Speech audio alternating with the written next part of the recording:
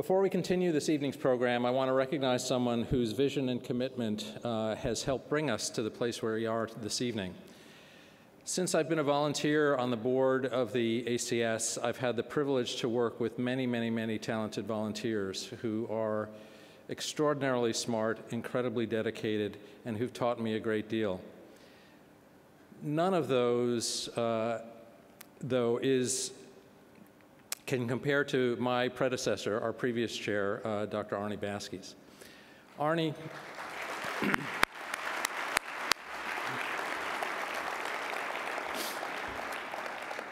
as I said, I've had the privilege of working with many, many talented volunteer leaders. But Arnie, through his decades of dedication to the American Cancer Society, stands above, especially in the last year when he led so capably despite unexpected and really dreadful personal adversity. It was a remarkable display of courage, of drive, and of commitment and passion. So I'd like to invite Gary Reedy up to the stage for a moment to make a couple of comments.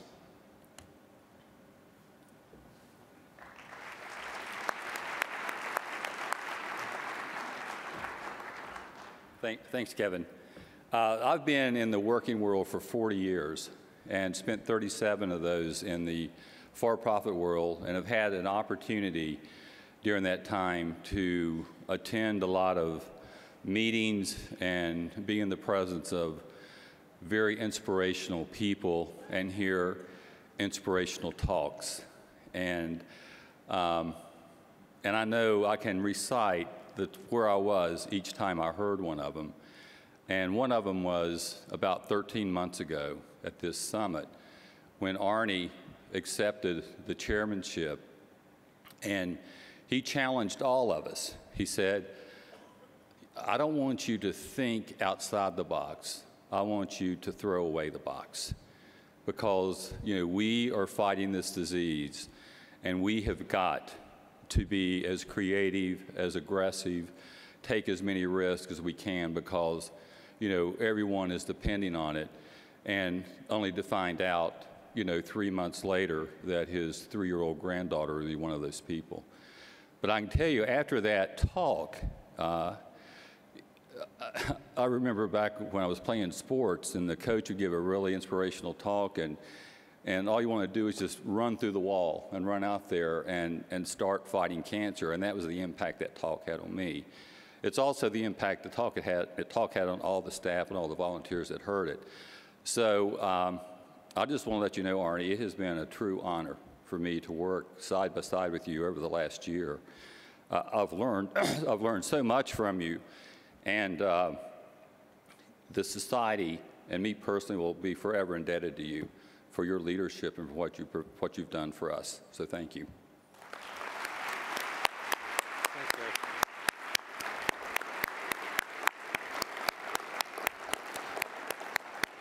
Before I invite Arnie to come up to the stage, I'd like to invite his son-in-law, Scott Kramer, to say a few words.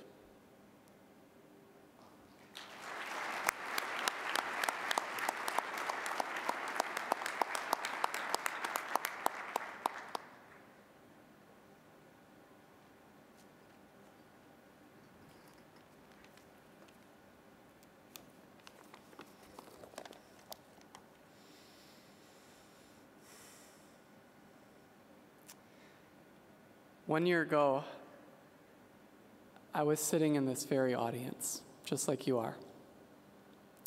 Only I sat in this audience not as a society volunteer, but as a proud son-in-law, watching as my father-in-law, Dr. Arnold Baskis, or Grandpa, as we call him in our house, was being welcomed in as the next chairman of the board of the American Cancer Society. I still vividly remember 2 components of Grandpa's speech. The first was an inspirational call to action. As Gary said, not only did Arnie tell us to throw away the box, but he encouraged us all to become, quote, daring disruptors to the society's historic status quo. And second, I remember his concluding question to the audience. He looked around the room and he asked us, why volunteer? Why give? Why commit yourself to a 103-year-old iconic organization? And as he answered that question, a picture popped on the projection screen. A picture of 7 smiling cousins jumping high in the air above the Long Beach Island sand. And if you look on the far left of that united line of cousinly love, you'll see an adorable curly-haired little girl. Her vertical matched only by her spectacular smile and spirit. Her dancing legs kicked out midair, fearlessly ignorant to the fall to the sand that awaited her. That 2-year-old girl was my then daughter, Maddie. And with Maddie smiling down upon him from the projection screen, Grandpa answered his questions. Why volunteer? Why give? Why commit? He said, I quote, "To me, the answer is simple. I would prefer if these folks, our 7 grandchildren, will know a world without cancer." Looking back, as you can imagine, his words, this picture, almost seem prophetic. Because just 2 months later from this event last year, in April 2017, our daughter Maddie would be diagnosed with a very rare form of cancer in her spinal cord, followed by what was supposed to be a 52-week chemotherapy protocol. In lieu of walking you through the inspirational 8.5 months that followed, I want everyone in the room to know this. This picture, this very picture from 1 year ago, tells the story of Maddie's beautiful battle with cancer. A battle filled with love, a battle filled with joy, a family united, and an adorable little girl with her dancing legs kicked out, fearlessly ignorant to the fall that awaited her. That fall came on January 4th, 2018, a little over a month ago, as Maddie's battle with cancer ended all too soon. But as evidenced by my standing here today, and by my wife, Pammy, sitting tall, strong, and proud in the audience, although Maddie's battle with cancer is over, her war and our war is just beginning. And we are marching forward with Maddie's inspiration, her fearlessness, and that spectacular smile and spirit in our hearts.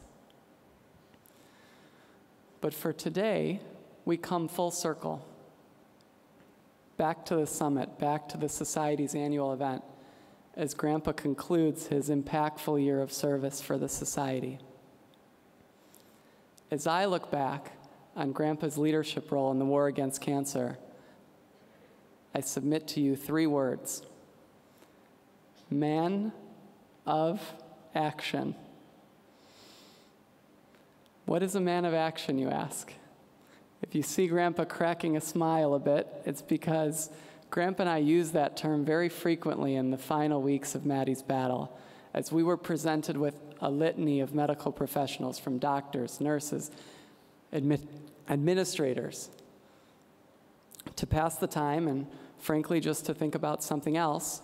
Grandpa and I would categorize these individuals into one of 2 pods: those who were men and women of action and those who were not. Those who would passively pontificate, ponder, and philosophize on the problem at hand, and the people of action, the people on the ground, the human propellers, the doers, the daring disruptors. The war against cancer needs more men and women of action. They need more of you all. And it is my absolute privilege to stand here before you in honor of our family's boldest representation of that movement, as he passes the chairman baton to the trusted and active hands of Kevin Cullen. Grandpa, congratulations on a daringly disruptive year of service for the society. The society is blessed for your involvement. We are blessed to call you our own. And I know this year has taught me that there is a lot that I don't know, but what I do know is that even today, that adorable little girl is still smiling down upon you as you step to the stage tonight. Thank you all. Thank you for your tremendous work for this society. And just know that you have two very strong friends in me and Pammy, and an absolutely united family behind you in this war against cancer. Thank you. Thank you, Scott. Thank you so much.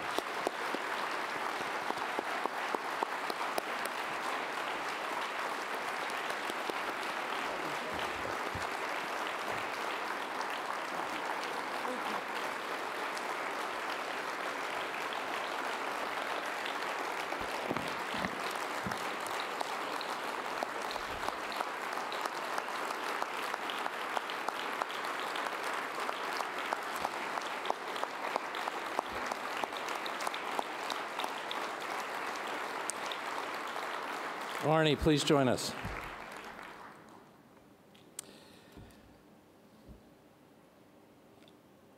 That was probably the most courageous 4 minutes of speech I can remember. Thank you, Scott.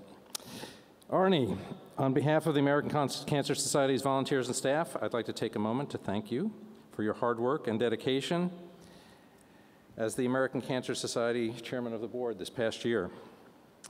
It's been our privilege to present you with this certificate in recognition and in appreciation of your service, which reads, in grateful recognition of the outstanding service to the American Cancer Society as Chair of the Board of Directors from January 1, 2017 to December 31, 2017.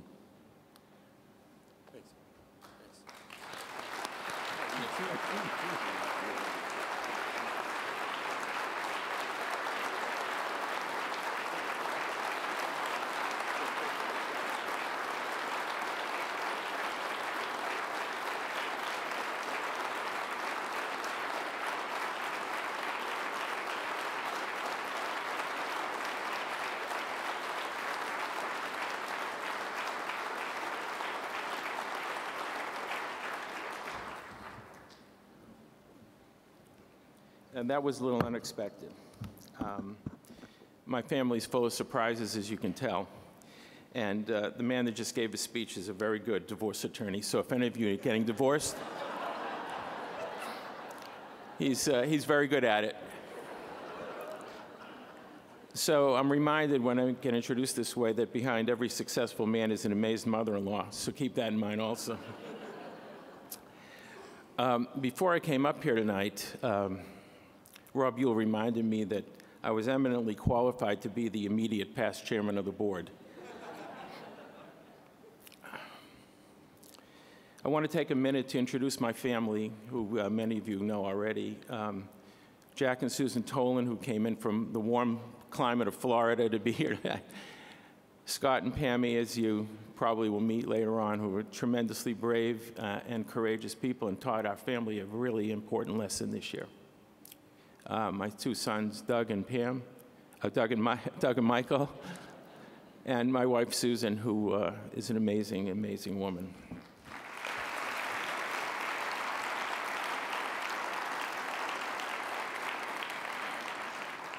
So when I began my term last year, I reflected on our society's amazing roots and described the progress and milestones accompanied by the visionary volunteers who came before us and the debt of gratitude that we owed to my predecessors, board leaders like Pam Meyerhofer, Rob Buell, and Scarlett Mueller.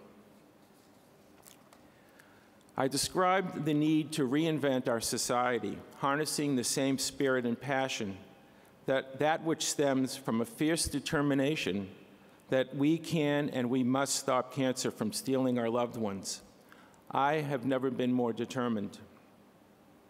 I told you that we needed to be both not only bold, but revolutionary. I told you that we no longer could afford the luxury of thinking in a box or out of a box, but we needed to think without a box. We needed to regain our rightful place as the most powerful and relevant nonprofit influence on our nation's health. Because successful organizations anticipate the need for change and proactively make those changes before they are forced to change. They see what's on the horizon and learn how to stay one step ahead of external forces. We needed to replace the two-letter word no with the words when, the word how, the word yes. And we have become a 21st century philanthropy that is rapidly evolving and ready to embrace opportunity. This has been a tumultuous year, one full of challenges and changes that were long overdue, but oh so necessary. Everyone in this room has worked very, very hard to retool our society, reset the way we fundraise, and revise the way we communicate our mission. To be fit for our society's purpose, we answered the call to duty swiftly, but our work has not been without pain. So where exactly are we? What have we accomplished? What have we done to prevent cancer? And what have we done for the patient who has cancer? Well, we aren't where we want to be. We aren't where we should be. We aren't yet what we need to be, but thank God we aren't what we used to be.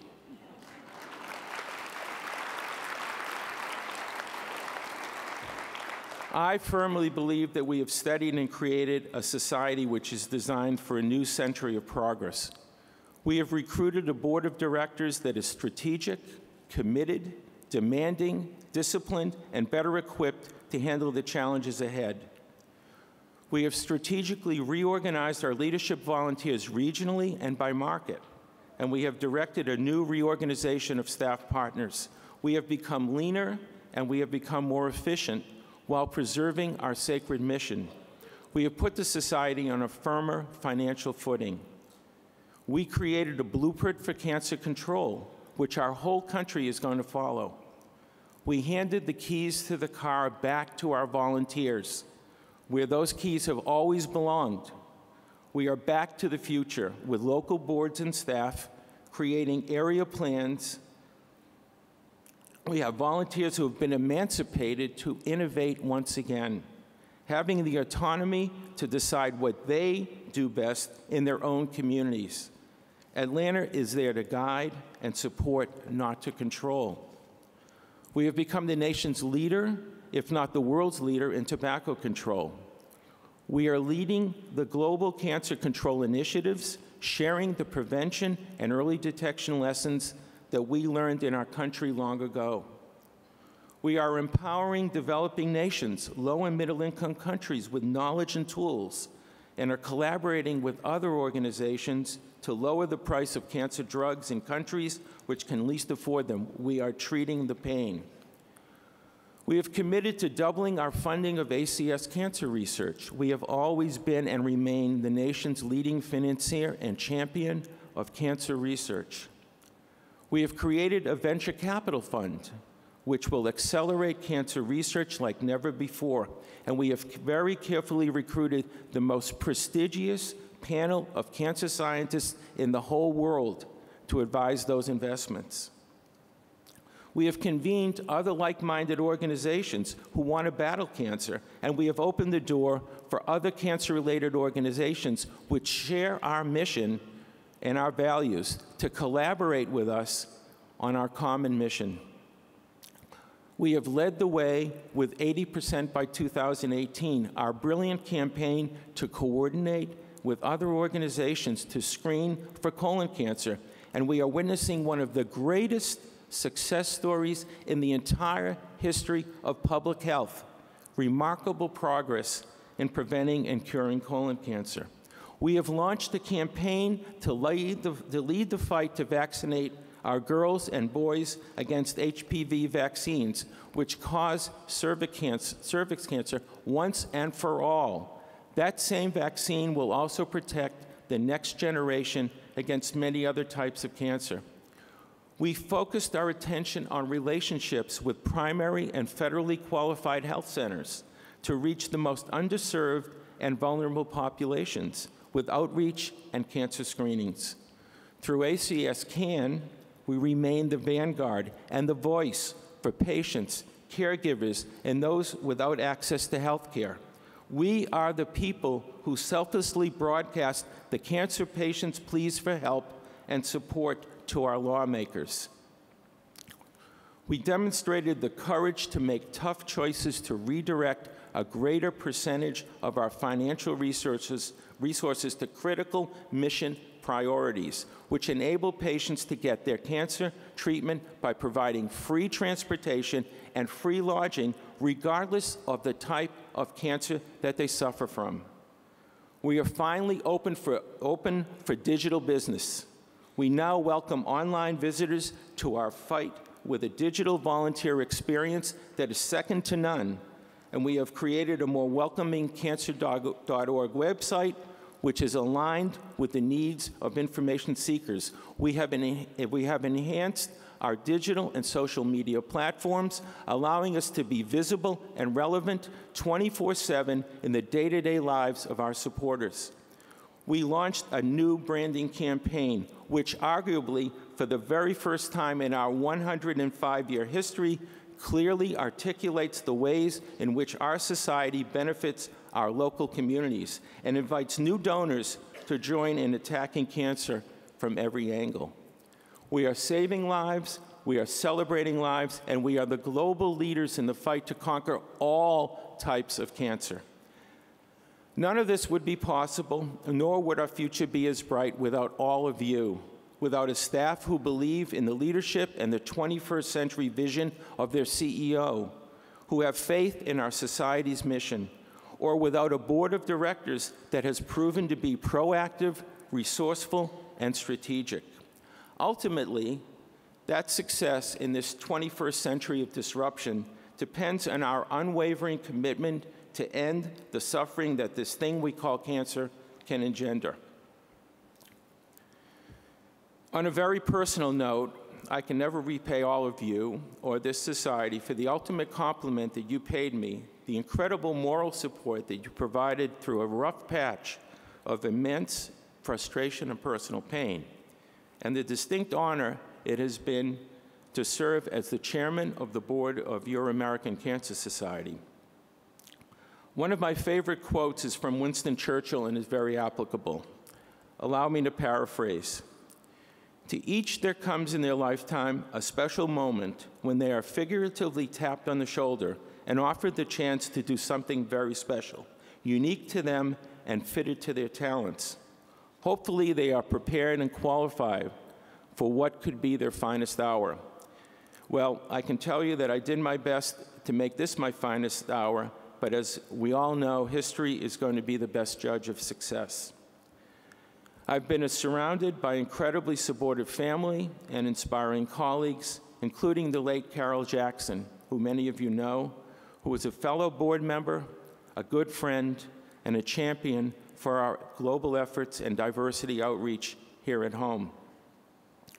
Carol fought her cancer to the end with grace and dignity, and the inspiration that she embodied will inspire us for as long as we are in existence. Carol's presence and contributions will be dearly, dearly missed. For an experienced, my wife said not to say old, surgical oncologist like myself, someone who has personally treated over 4,000 patients with cancer during his career, serving as your chair has been a dream come true. You showed confidence in me, and you've inspired me. Together with our superb staff partners, we, the society, have affected the lives of millions and millions of people in this country and around the world. Do not forget that. In closing, let me speak to you from the heart. There is something that I would like you to remember. It is the number 3, because every minute of every day, about 3 people are given a diagnosis of cancer. On April 21st, 2017, at 8:30 p.m., just 3 months after becoming chairman of your board, one of those 3 people was a 3-year-old little girl who had become paralyzed from a cancerous tumor of the spinal cord that was located at the 3rd cervical vertebrae. That little girl is named Madeline Kramer. She happens to be my granddaughter, and she brightened our world in every imaginable way. In the 9 months after her diagnosis, Maddie lived life with joy, dancing, courage, and toughness, so very far beyond her years. My daughter Pammy, my son-in-law Scott, my wife Susan, our children, and our whole family suffered a loss that no other family should ever suffer. My granddaughter Madeline is the reason I will never quit. We must fight for the answers, for the treatments, and for the cures that have not yet been discovered. We must fight for the families, yours and mine, that should be spared unspeakable loss. Everybody in this room has a story. Ourselves, a family member, a friend, a spouse, a parent, a child. No one here needs a roadmap to find their way on the cancer journey. Not one of us is immune to this disease. Not one of us needs a second opinion regarding the meaning of a cancer diagnosis. But just like me, that is why you do what you do. That is why you volunteer for an organization that isn't always right, isn't always easy to deal with, but is always on the side of the patient. We are fiercely determined. That's why every one of our 2.5 million volunteers, together with all of us in this room, will get up tomorrow morning and make strides, relay for life, sell daffodils, attend a gala, serve on a board, make a financial commitment, create an endowment, provide a ride, stroke a golf ball, prepare a meal at a Hope Lodge, march on Washington, wear something pink, think of something new and better, and just plain work hard to attack cancer from every conceivable angle until we, the American Cancer Society, eradicate this horrible, implacable enemy from God's earth forever. We are the American Cancer Society. Thank you.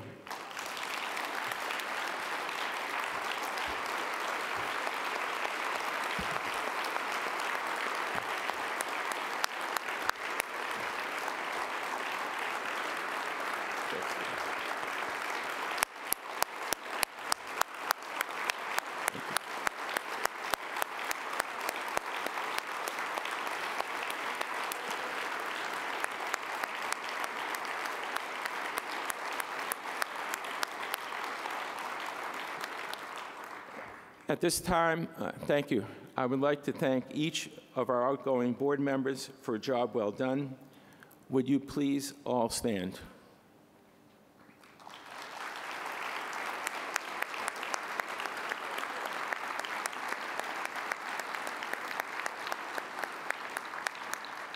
I'm now honored to hand the gavel to a fellow physician and a veteran volunteer who is equally passionate about keeping the needs of the patient at the center of all the things that we do. For those of you who do not yet know Kevin Cullen, he's a renowned expert in the field of head and neck cancer and serves as the director of the top-ranked University of Maryland Marlene and Stuart Greenbaum Cancer Center in Baltimore. He is a caring and compassionate friend, but most importantly, he understands how the American Cancer Society should work. He's going to do a phenomenal job. Kevin, thank you.